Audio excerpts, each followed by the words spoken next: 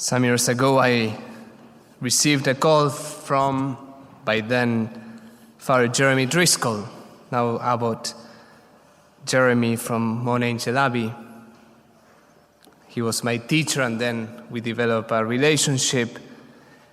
And he requested if I could host this monk, Benedictine monk, coming from Austria. He was going to visit Portland, and he needed a place to stay, and I was the chosen one. So it's difficult to say no to Father Jeremy. So I said yes.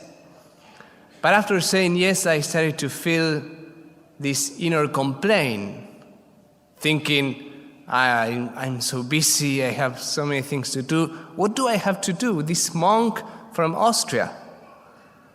So as I was kind of grumbling inside, one day I was praying the Liturgy of the Hours, and this verse from the letter of Peter, chapter 4, verse 9, comes to my life.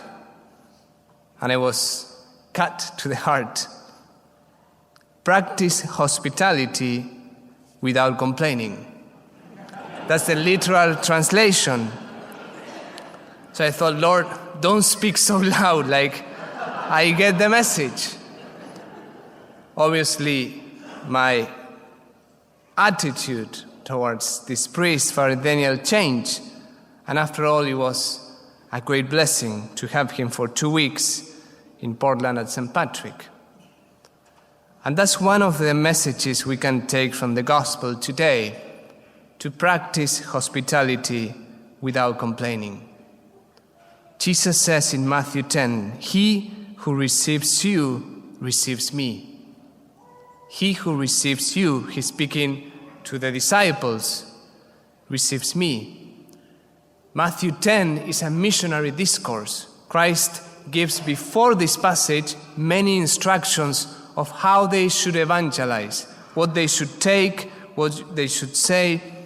And the end of the discourse is addressed not so much to the apostles, but to the community that is going to receive them. So he's exhorting both the apostles to need hospitality and the community to receive the apostles. Receive them as if it was me, because when you receive them, you receive me, and when you receive me, you receive the Father. This was a common practice in early Christianity. Itinerant preachers will go and spread the message, but they will need to be hosted by the Christian community. At that time, there were no so many hotels or motels, so hospitality was needed. Nowadays, it's very different. We are more self-sufficient.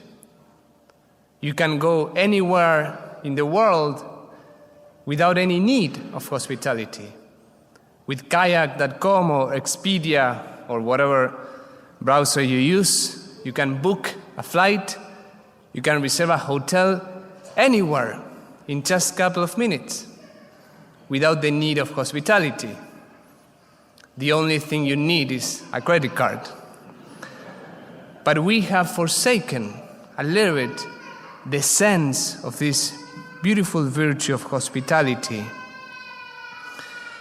Jesus was the first to be in need of hospitality.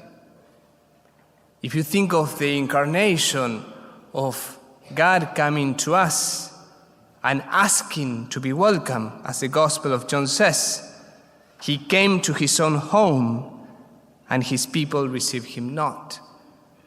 The prologue of John chapter 1 says, he came to his own home and many did not welcome. Those who welcomed him, he gave them the power to become the children of God. So Christ was hosted. Christ was welcomed in the incarnation and in his public life. Many times he visited homes. Zacchaeus, come down. I need to stay in your home. The mother-in-law of Peter was healed because Christ was living, staying.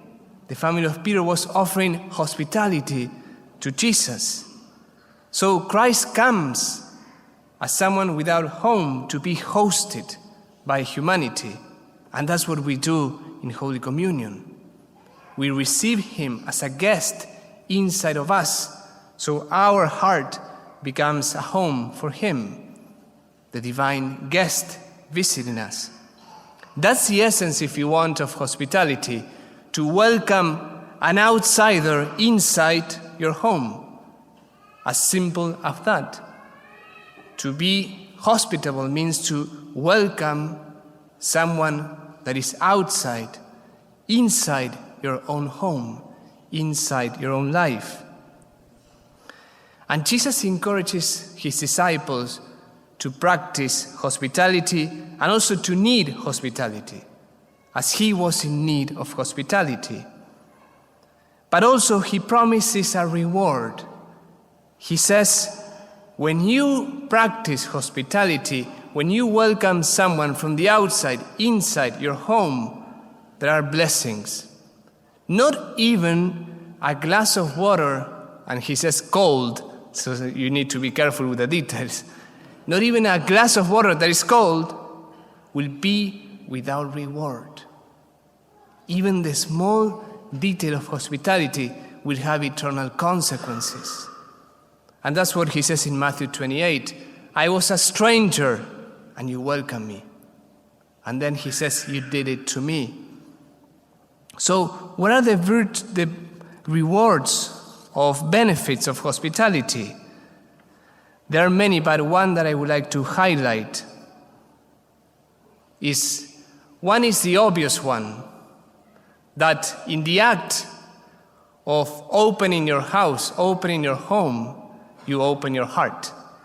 So just by exercising the virtue of hospitality, you become more self-giving, less self-sufficient, less enclosed in yourself. Someone was telling me today after the homily that he does cleaning of houses, and most precisely he washes the glasses, the windows, and says, most of people live closed in. They don't even know the names of their neighbors. We're so closed in our private space that practicing hospitality has in itself the value of opening up your life to others. But Jesus has another hidden reward if you read the gospel carefully. He says, if you receive them, you receive me. So basically Christ is saying, when you receive someone and an outsider, I am hidden in them. Is what Benedictine spirituality says. Receive guests as Christ. Receive guests as Christ. So by receiving someone in your home, you're receiving the blessing of Christ. And that's what we read in the first reading. Elisha the prophet is received, welcome into the family who could have no children. At the end of the visit, Elisha says, next year you will have a son. And that's the end of the reading. I don't know if you thought, what happened? Did they have the son or not? So I thought in that way, I went to the Bible, and yes, they had the son. But then you continue reading, and the son dies. So the mother complains and says, what's going on? You gave me the son, but now the son is dead. Elisha runs back to the house and brings back to life the son. So because of practicing hospitality, they receive, as the gospel says, the reward of the prophet, the blessings of the prophet. So when you receive someone, when you practice hospitality, there are hidden blessings Christ will give you that you don't even know, like receiving a son and seeing a miracle. And when you practice hospitality, you also increase your relationship with Christ.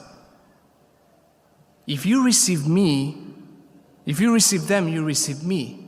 If you put it the other way around, it's saying, when you receive others, you receive me. Or to receive me, you need to receive others. You cannot develop an individualistic spirituality. What is the Jesus plus nothing in the Bible? What is Jesus and me only in the Bible.